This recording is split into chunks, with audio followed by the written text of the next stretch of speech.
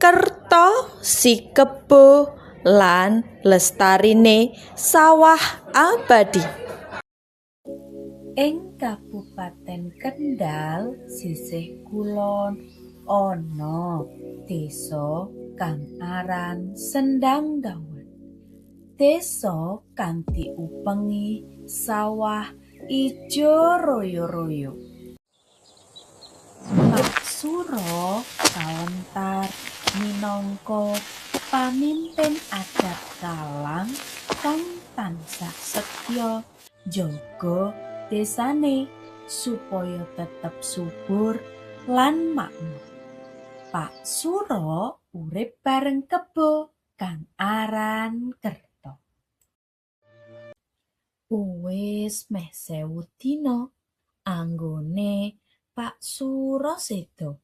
Suasanane desa wis beda.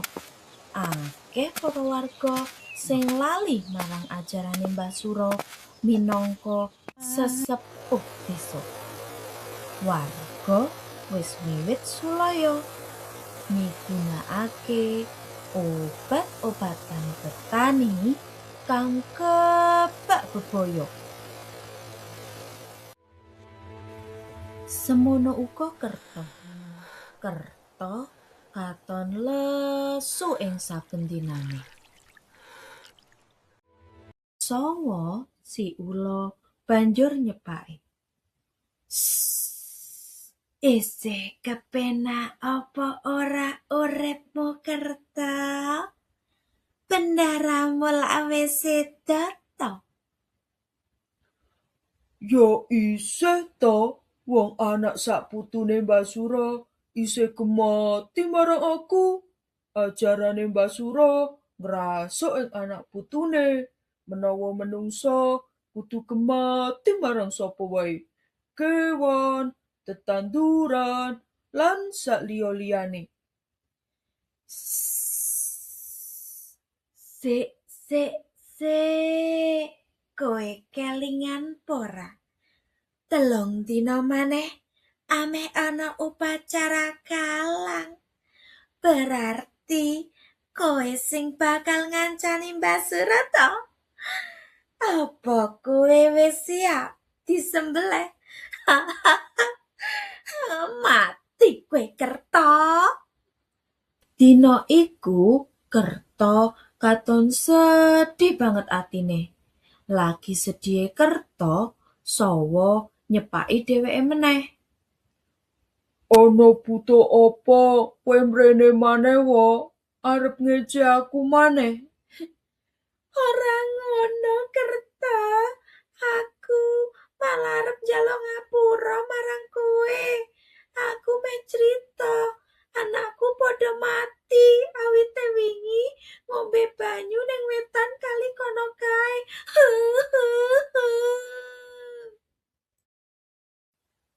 Ora let suwe Bebek banjur nyepak. Pancen saiki warga desa wis tambah ora tata, wis ora ngugemi dawuhe Mbah Suro.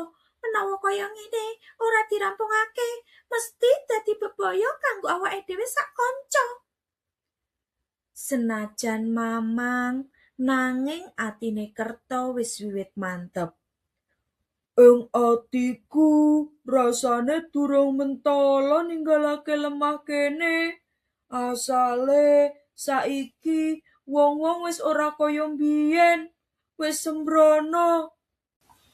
Wis aja susah atimu Kerta.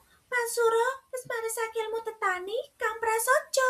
Wis enggal merema, sesuk wis wayahe.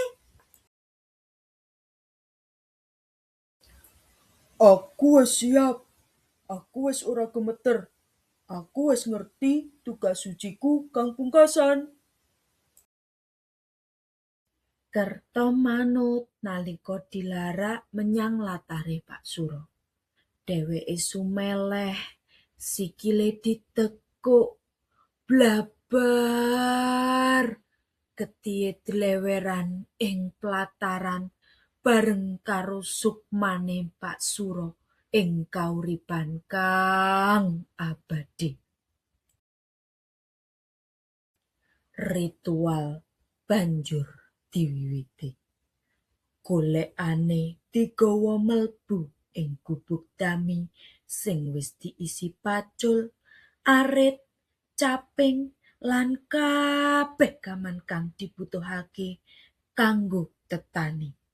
Minangka simbol Pak Suro lan Kerto tetep nggarap sawah akhirat. Bebek banjur celathuk. Sedih atiku wong, saiki Kerto wis ora ana. Kerto wis nyusul Mbah Suro. Dumadakan ana angin gedhe lan udan deres bledekan. Geni obong-obonge Mbah Suro ora gelem mati. Langit katon peteng dedet gegirisi. Bebarengan karo kuwi ana swara tanpa tandha. Sing sapa arep mulya, alam kudu tansah dijaga. Sing sapa arep cilaka, diwiwiti saka ngrusak alam donya. Sakutika kuwi kahanan sing maune rame dadi meneng. Anteng. Pungkasane golekane wis entek diobong. Genine mati. Balung-balunge Kerto wis diresiki.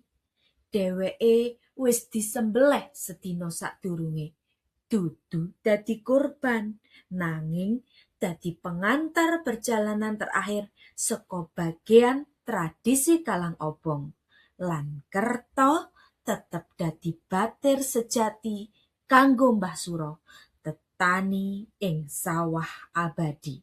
Lan warga desa wis bali ngugemi ajarane Mbah Suro, tetani kanthi prasaja.